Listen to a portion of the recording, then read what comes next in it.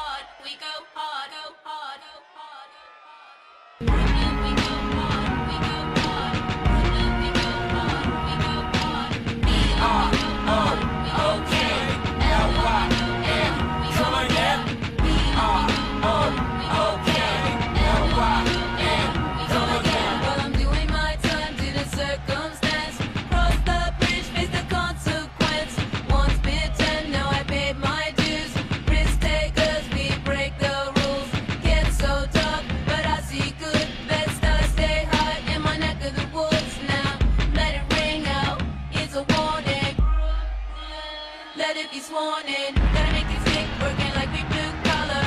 Flip it to the core, underneath it all we harder. Ride it till it quit, bring it to the floor. One step, give it up more. The road is rough and the streets a mess. Got big cash dreams and a sick death wish. Robbing out the commercial stash. Killer voice screaming in my head.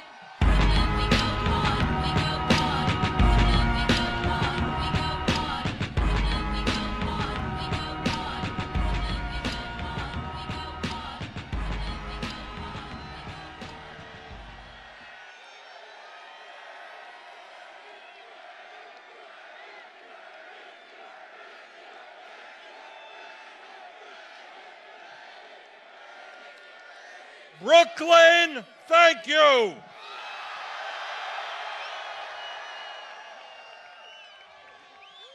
What an incredible crowd. Thank you so much.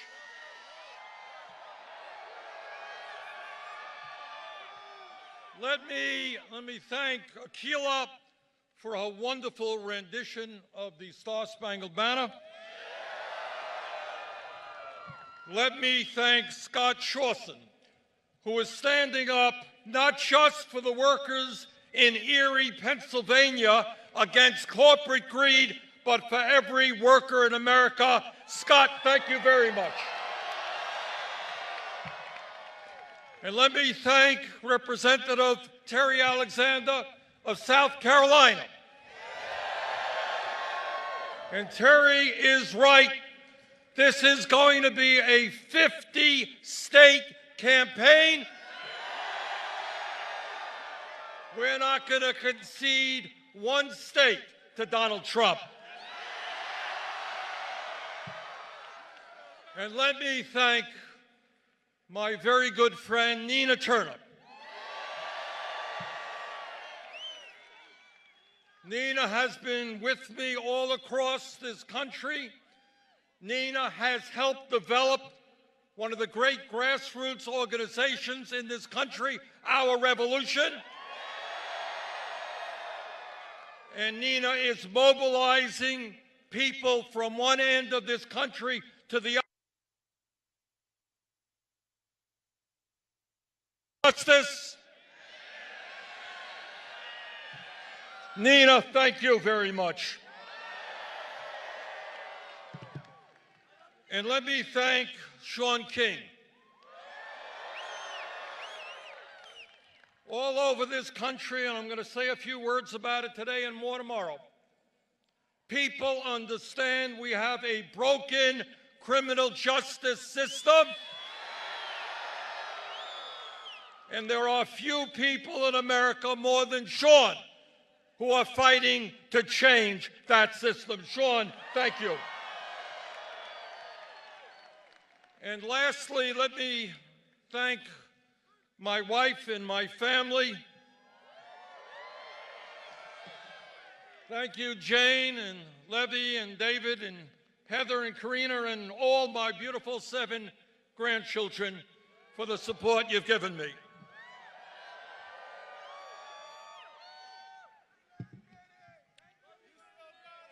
Thank you all for coming out today. So let me thank the weathermen for giving us Vermont weather. Thank you.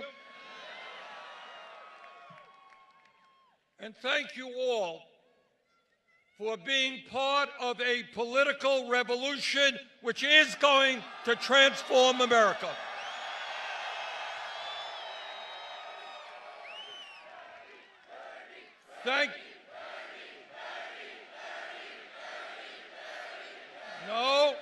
No, it is not Bernie, it is you. It's us together. And I want to thank all of you for being part of a campaign which is not only going to win the Democratic nomination, which is not only going to defeat Donald Trump, who is the most dangerous president in modern American history, but with your help, we are going to transform this country and finally create an economy and a government which works for all of us, not just the 1%.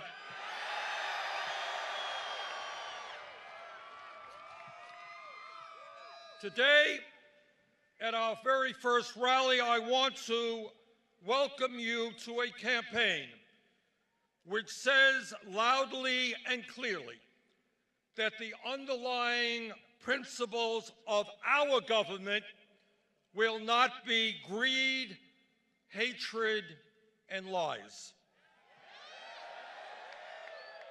It will not be racism, sexism, xenophobia, homophobia, and religious bigotry. It will not be tax breaks for billionaires and efforts to throw millions off the health care that they currently have. This campaign is going to end all of that. The principles of our government will be based on justice, on economic justice, on social justice, on racial justice, on environmental justice. Today, I welcome you to a campaign which tells the powerful special interests who control so much of our economic and political life that we will no longer tolerate the greed of corporate America and the billionaire class. Greed which has resulted in this country having more income and wealth inequality than any other major country on earth.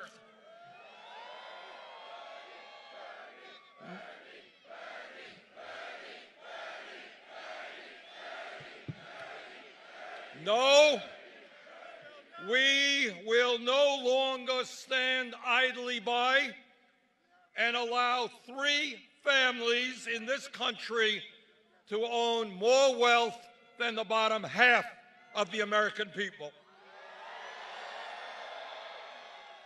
And while these families become richer, over 20% of our children live in poverty, veterans sleep out on the streets, and senior citizens cannot afford their prescription drugs. We're here to tell the 1% that we will no longer tolerate 46% of all new income going to the very richest people in this country, while millions of Americans are out working 2 or 3 jobs just to survive and pay the bills. Today, we launch our fight for a political revolution, and we say to the private health insurance companies, whether you like it or not, the United States is going to join every other major country on earth and guarantee health care to all people as a right.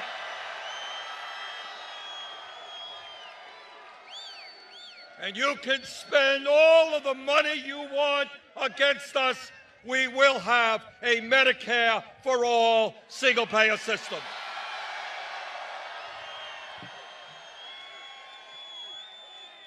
And today we say to the pharmaceutical industry that you will no longer charge the American people the highest prices in the world by far for the medicine they desperately need.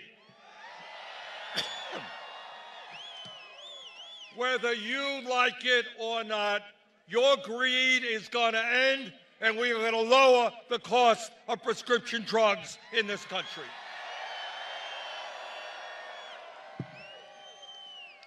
Today, we say to Walmart, to the fast food industry, and to other low-wage employers, stop paying your workers starvation wages.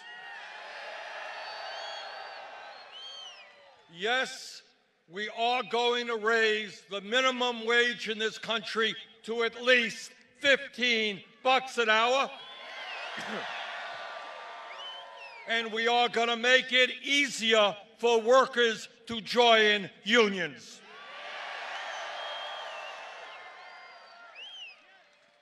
Today, we say to the American people that we will rebuild our crumbling infrastructure, our roads and our bridges and our rail system, our water systems, our wastewater plants, and our airports. And when we do that, we're going to create up to 13 million decent-paying jobs. And today we say to the parents in our country that you and your children deserve quality, affordable child care.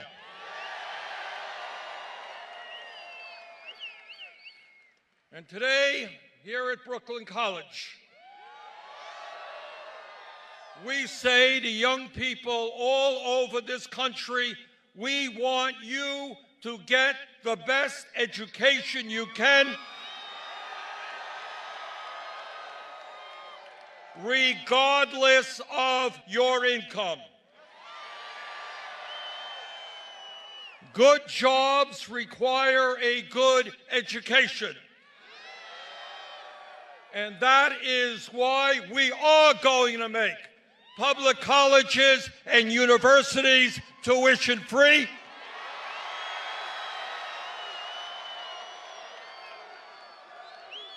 And why we are going to substantially lower the outrageous level of student debt in this country. America once had the best educated workforce in the world, and we are going to make that happen again.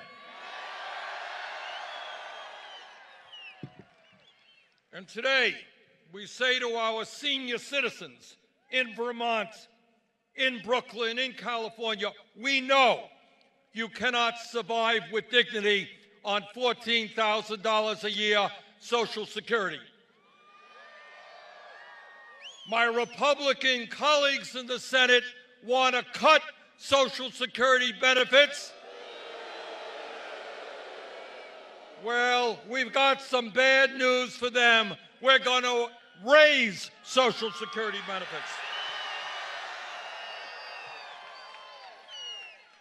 Today, we say to Donald Trump and the fossil fuel industry that climate change is not a hoax, but it is an existential threat to our country and the entire planet. And we intend to transform our energy system away from fossil fuel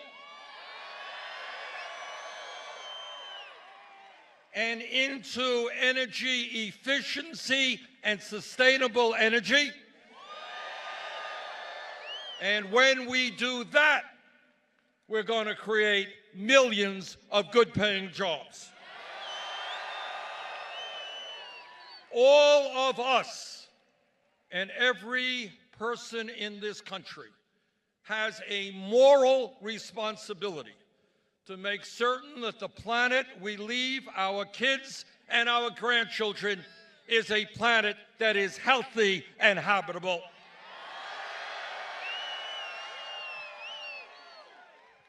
And today we say to the prison industrial complex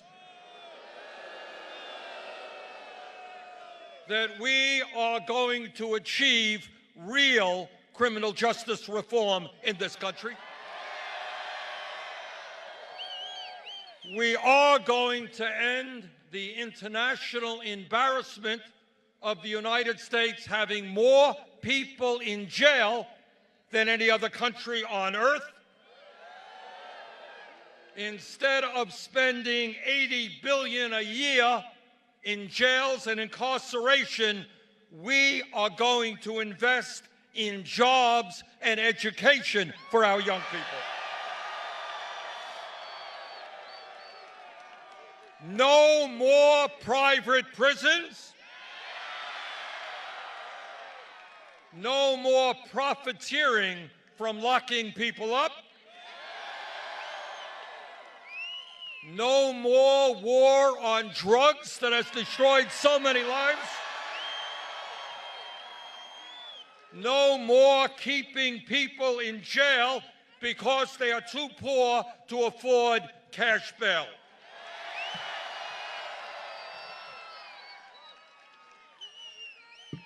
And by the way, when we talk about criminal justice reform, we are going to change a system in which tens of thousands of Americans every year get criminal records for possessing marijuana,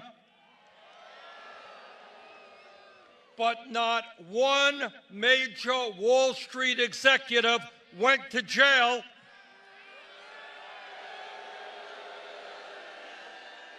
for destroying our economy in 2008.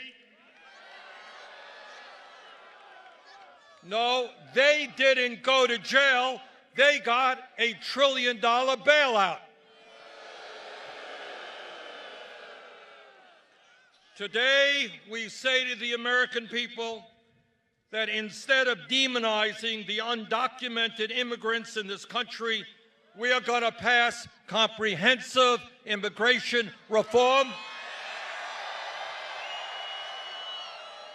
and provide a path toward citizenship. We're going to provide legal status to the 1.8 million young people eligible for the DACA program and develop a humane border policy for those who seek asylum. The United States will no longer snatch babies from the arms of their mothers. Today, we say to the 1% and the large profitable corporations in America, listen up because this applies to you. We say to the 1% in large corporations that under a Bernie Sanders administration, you're not going to be getting more tax breaks. Quite the contrary. We're going to end your tax breaks and your loopholes. You are going to start paying your fair share of taxes.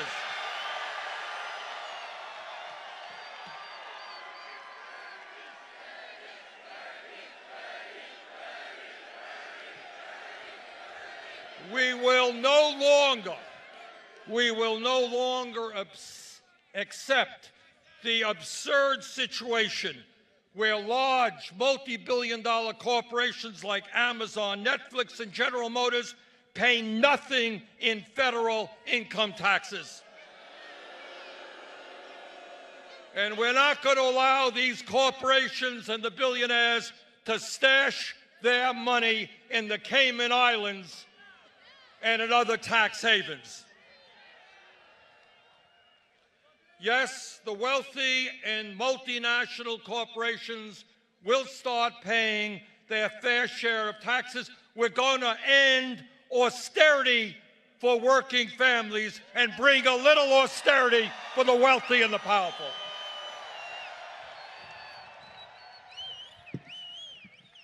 Today, we say to the military-industrial complex that we will not continue to spend $700 billion a year on the military, more than the top 10 nations combined. We're going to invest in affordable housing. We're going to invest in public education. And we're going to invest in our crumbling infrastructure. No more major investments in never-ending wars.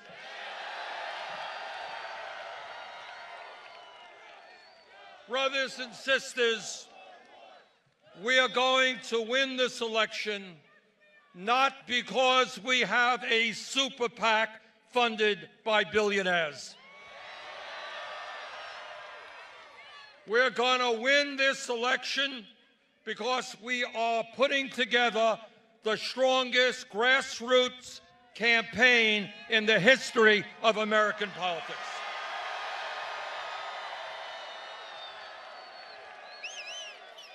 Donald Trump wants to divide us up based on the color of our skin, based on where we were born, based on our gender, based on our religion or our sexual orientation. What we are about is doing exactly the opposite. We're going to bring our people together.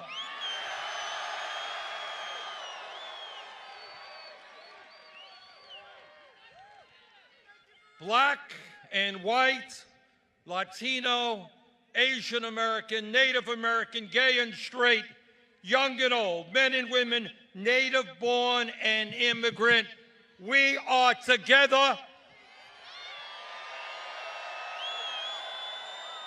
And together we will transform this country.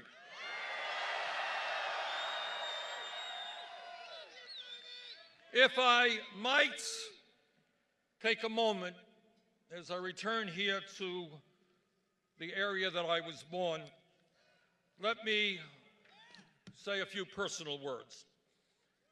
As we launch this campaign for president, you deserve to know where I came from, because family history obviously heavily influences the values that we develop as adults. I was born literally a few miles away from here on East 26th Street in Kings Highway.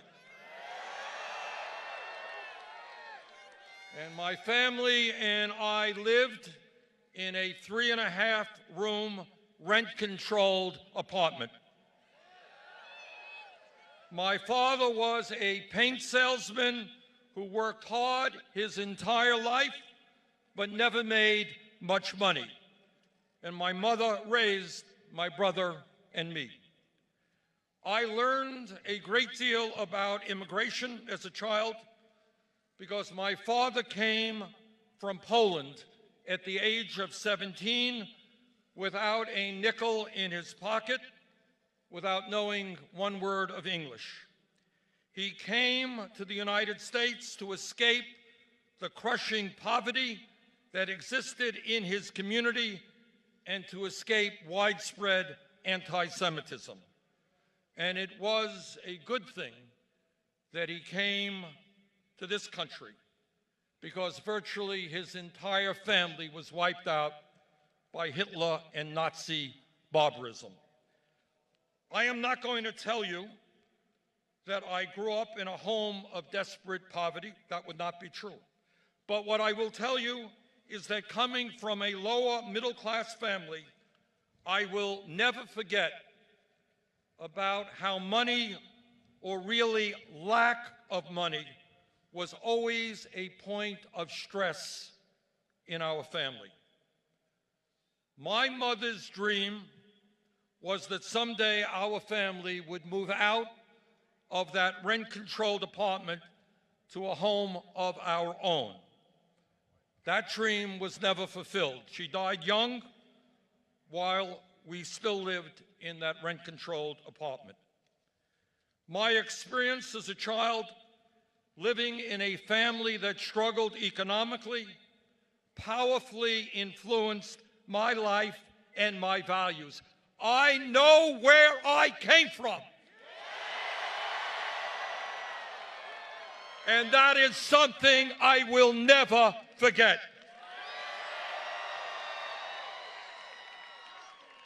Unlike Donald Trump, who shut down the government and left 800,000 federal employees without income to pay their bills, I know what it's like to be in a family that lives paycheck to paycheck. Now, it is true, I did not have a father who gave me millions of dollars to build luxury skyscrapers, casinos, and country clubs. I did not come from a family that gave me a $200,000 allowance every year beginning at the age of 3. As I recall, my allowance was 25 cents a week. But I had something more valuable. I had the role model of a father who had unbelievable courage in journeying across an ocean with no money in his pocket to start a new and better life. I did not come from a family of privilege that prepared me to entertain people on television by telling workers, "You're fired." I came from a family who knew all too well the frightening power employers can have over everyday workers.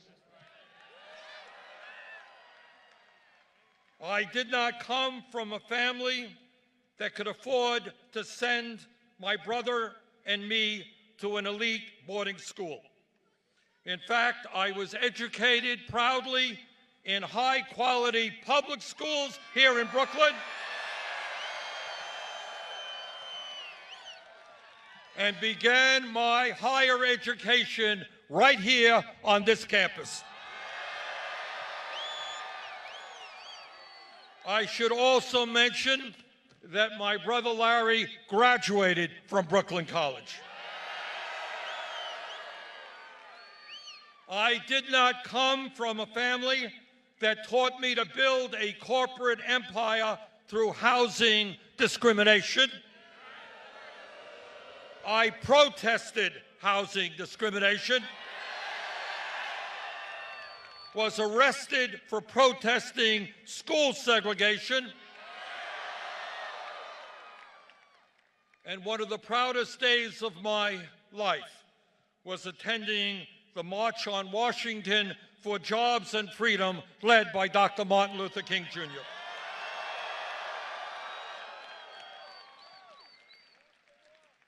Brothers and sisters, over the last 2 years and before that, you and I and millions of Americans have stood up and fought for justice in every part of our society. and we've had some successes. Together, as billionaires and large corporations have attacked unions, destroyed pensions, deregulated the banks, and slashed wages, we have succeeded in raising the minimum wage to $15 an hour in states and cities all across this country. And together, we forced Amazon and the Disney Corporation to do the same.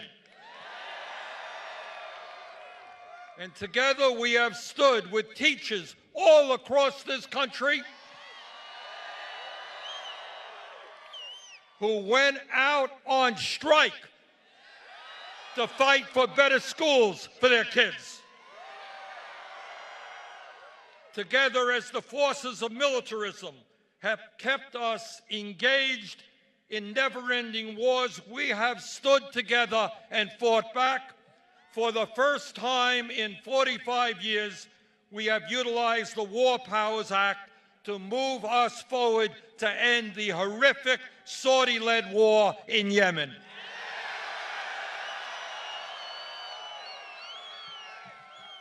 Together, as so many of our young people have received criminal records for nonviolent offenses, we have fought to end the war on drugs and have seen state after state decriminalize the possession of marijuana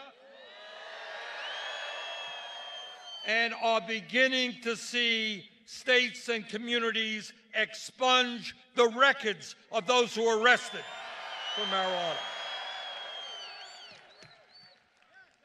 We have won some victories, but clearly we have a long, long way to go. And I am here to tell you that because all of the work we have done together, we are on the brink of not just winning an election, but transforming our country.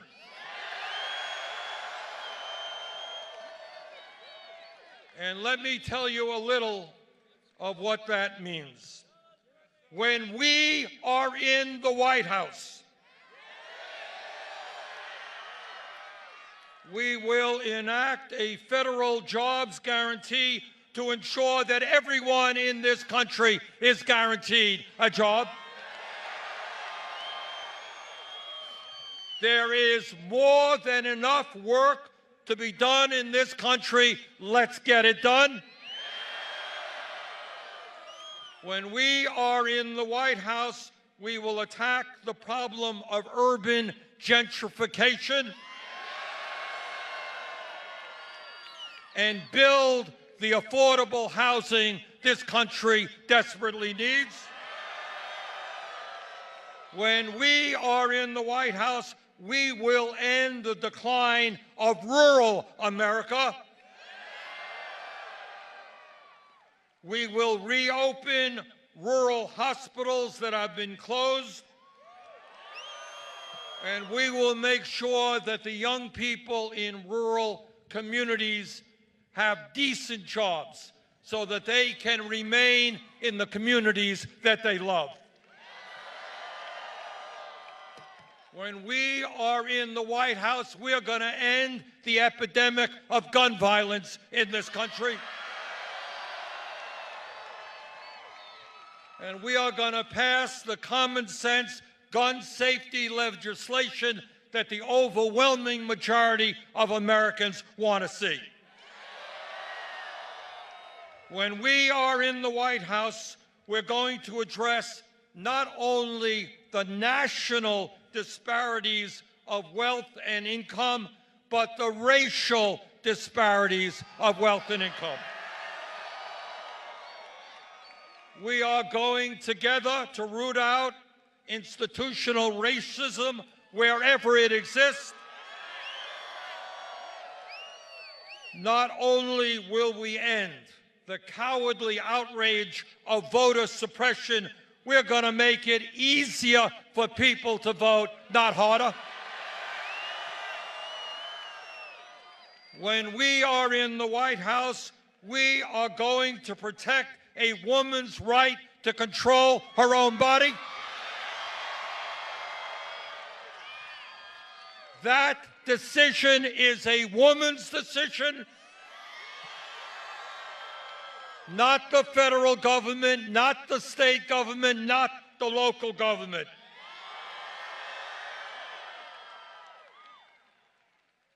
Please make no mistake about it. The struggle that we are undertaking is not just about defeating Donald Trump. This struggle is about taking on the incredibly powerful institutions that control the economic and political life of our nation. And let me be very specific. I'm talking about Wall Street. I'm talking about the insurance companies, the drug companies, the military-industrial complex, the prison-industrial complex, the fossil fuel industry, and a corrupt campaign finance system that enables billionaires to buy elections.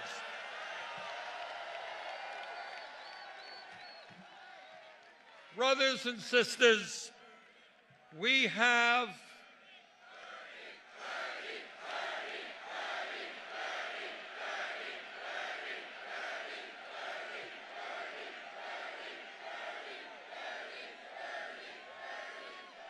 Brothers and sisters, we have an enormous amount of work in front of us, and the path forward will not be easy. The wealthy and powerful elite who decade after decade have gotten everything they want will do all that they can to defend their financial interests. And they have an unlimited amount of money at their disposal. But we have something that they do not have. We have the people together.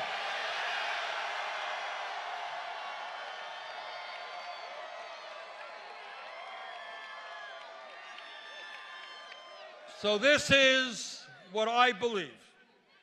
This is what I believe from the bottom of my heart.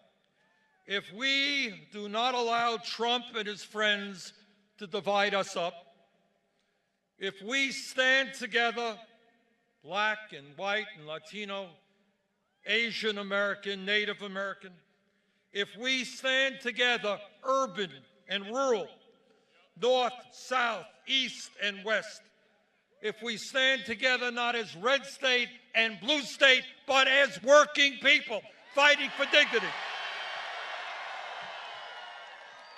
If we stand together believing in justice and human dignity, if we stand together believing in love and compassion, if we stand together, brothers and sisters, the future of this country is extraordinary, and there is nothing we will not be able to accomplish. Thank you all very much.